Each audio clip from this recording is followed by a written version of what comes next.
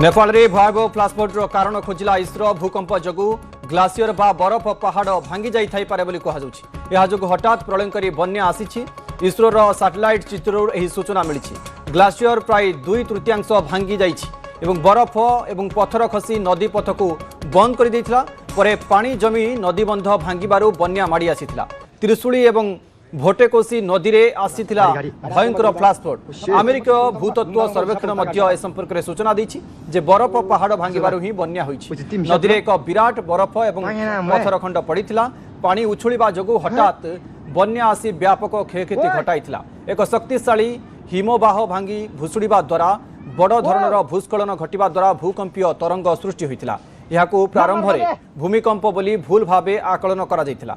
Satellite चित्र एवं अन्यान्य विश्लेषण आधार रे यूएसजीएस प्लस बन्या घटिबा कारणरू संशोधन करा दैछि एवं प्रारंभिक सैटेलाइट विश्लेषणरू जना पड़िछि जे नेपाल चीन सीमा रे रसुआ गढ़ीर प्राय 20 किलोमीटर उत्तर पूर्व रे एक बड़ बरफ खंडर भूस्खलन घटिथिला। बरफ एवं पत्थरर एही विशाल भग्नाशेष नदी रे पड़िथिला।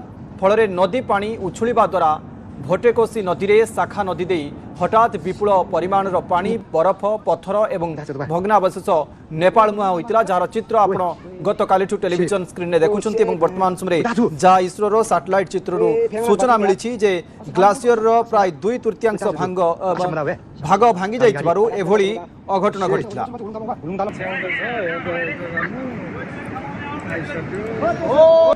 कल तक यहाँ पे एक सड़क थी, ये त्रिशूली का एरिया है। कल तक ये रास्ता आपको नॉर्दर्न नेपाल की तरफ लेकर जाता था, बट कल दोपहर के बाद से ये सिर्फ एक कच्ची मिट्टी का दलदल बन चुका है। और अब आप देखिए किस तरीके से ये जेसीबी मशीन्स लगाई गई हैं। नेपाल के जो लोकल अथॉरिटीज़ हैं, जो स्काउट्स है, डिज़ास्टर रेस्क्यू की टीम्स है, यहाँ की लोकल म्यूनसिपैलिटी की टीम्स है, वो सब लगी हुई है यहाँ पे वापस सड़क बनाने के लिए, यातायात का मार्ग सुनिश्चित करने के लिए। नदी का पानी किस हद तक ऊपर आया था मैं आपको दिखाती हूँ। ये देखिए, ये एक गाड़ी है, एक ट्रक है। आप देखिए पूरी तरीके से वो मिट्टी में दब चुका है यहाँ पर। तो पानी का स्तर, नदी वहाँ है, उस तरफ है नदी, और वो नदी का रास्ता था। बट वहाँ से बढ़ते बढ़ते ये जो एग्रीकल्चरल डेवलपमेंट बैंक है, इसकी पूरी बिल्डिंग को डैमेज करते हुए ये सामने एक बिल्डिंग और है, देखिए पूरी तरीके से उसका छत टूट चुका है। जितनी बिल्डिंग्स उस कोने में हैं सब पूरी तरीके से दब चुके हैं। और यहाँ पे मैं कोशिश करती हूँ, लेकिन पूरा कीचड़ है, तो ये अभी स्टेबल नहीं है। ये अभी नदी से उखाड़ के नदी जो अपने साथ उठाकर मलबा लाई है, ये मलबा अभी भी गीला है, तो इसके ऊपर चलकर भी आगे जाना अनस्टेबल है। पर आप देखिए नदी से यहाँ तक पानी जो है उसने डैमेज किया हुआ है। ये ट्रक की हालत आप देख सकते हैं। अब देखिए जेसीबी जो है वो किस तरीके से रिपेयर कर रही है सड़क को। कोशिश की जा रही है कि इसके आगे सड़क बन जाए, ताकि एक बार सड़क बने तो लोग इस पर आगे रेस्क्यू और रिलीफ मटेरियल लेकर जा पाएँ। बहुत ज़रूरी है कि आगे भी रेस्क्यू और रिलीफ मटेरियल पहुँचे। और साथ ही देखिए आसमान में भी आपको हेलीकॉप्टर की आवाज़ आ रही होगी। ये चॉपर्स भी लगातार उड़ रहे हैं। वो देखिए, वो नेपाल अथॉरिटीज़ का भी चॉपर है, प्राइवेट सेक्टर्स के भी चॉपर हैं, जो लगातार लोगों के पास राहत सामग्री पहुँचाने की कोशिश कर रहे हैं। आप एक मिनट आगे आइए, मैं आपको दिखाती हूँ। यहाँ पर नदी के दूसरे तरफ भी कुछ मकान हैं, लेकिन क्योंकि ब्रिजेस टूट गए हैं तो वहाँ तक पहुँच पाना मुश्किल हो रहा है।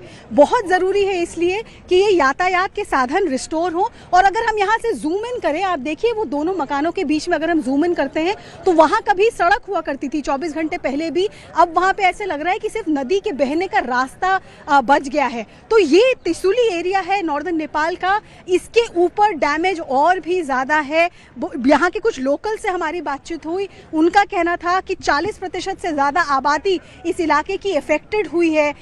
पूरा जो बाजार का इलाका है, ये बाजार का इलाका है, ये पूरा कल सैलाब के बवंडर को देख रहा था।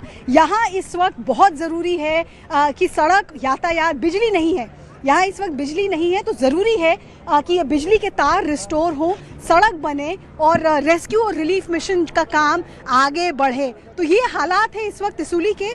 नेपाल के प्रधानमंत्री भी हम एक्सपेक्ट कर रहे हैं कि वो यहाँ आएंगे थोड़ी देर में, ताकि वो एपिसेंटर का नज़ारा खुद देख पाएँ और आगे की रणनीति तय करें।